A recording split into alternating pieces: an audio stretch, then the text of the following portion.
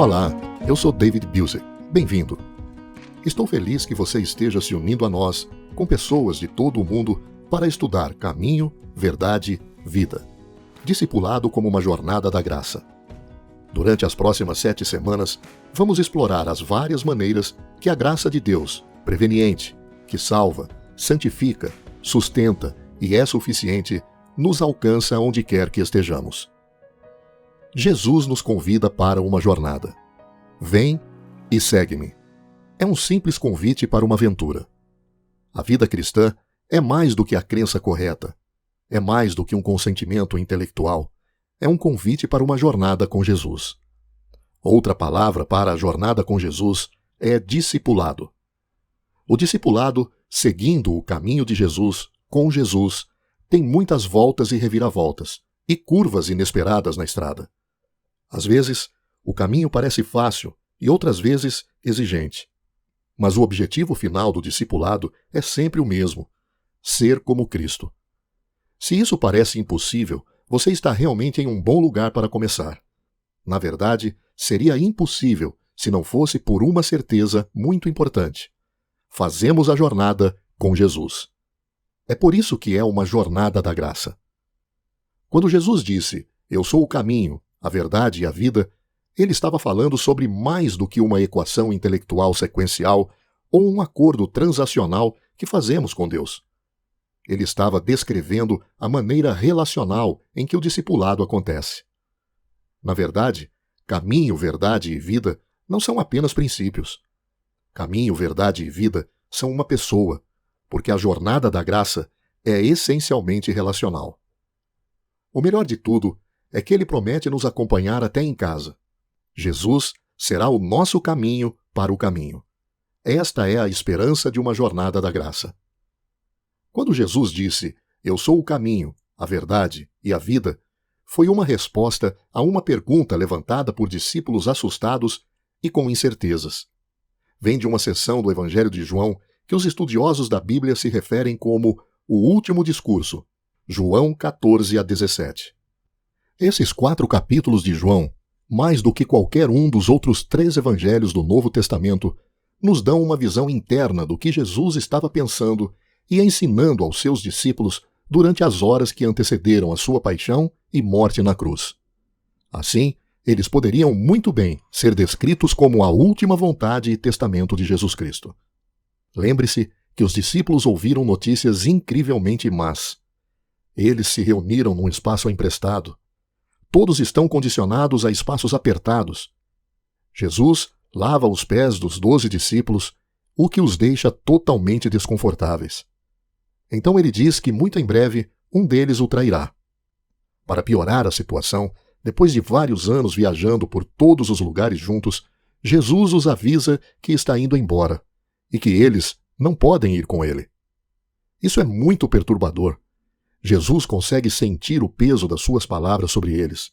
Não é de admirar que ele diga, "Não se turbe o vosso coração. E se eu for e vos preparar lugar, virei outra vez e vos levarei para mim mesmo, para que onde eu estiver, estejais vós também. Mesmo vós sabeis para onde vou e conheceis o caminho." Então Tomé fala. A história o chamou de Tomé. Então Tomé fala.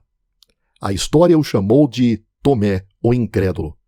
Mas fico feliz por ele ter estado lá, uma vez que teve a coragem de fazer a pergunta que todos queriam uma resposta.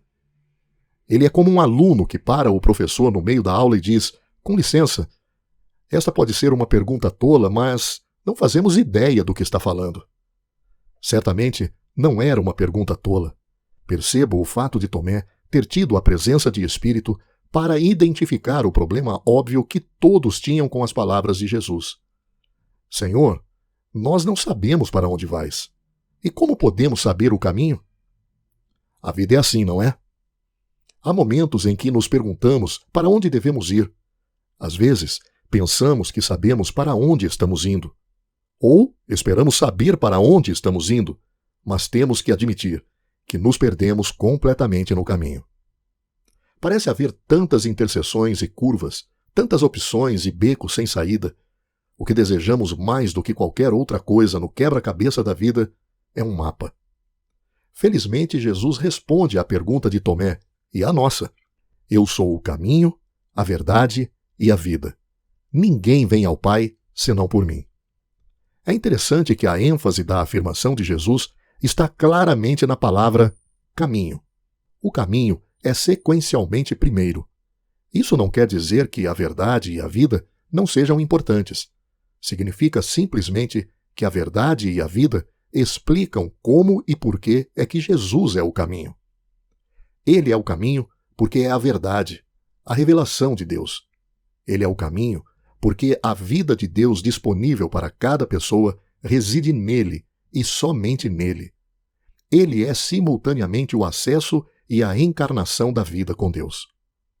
O cerne das boas novas do Evangelho de João é que, em Jesus, a palavra encarnada e único Filho de Deus, podemos ver e conhecer Deus de uma maneira nunca antes possível. Ele é a autorrevelação autorizada de Deus. Em outras palavras, Jesus não é apenas um caminho, mas o caminho. Porque ele é a manifestação excepcional e visível do Deus invisível, a quem conhecemos como Pai. A nossa sociedade de hoje é mais aberta espiritualmente do que antigamente.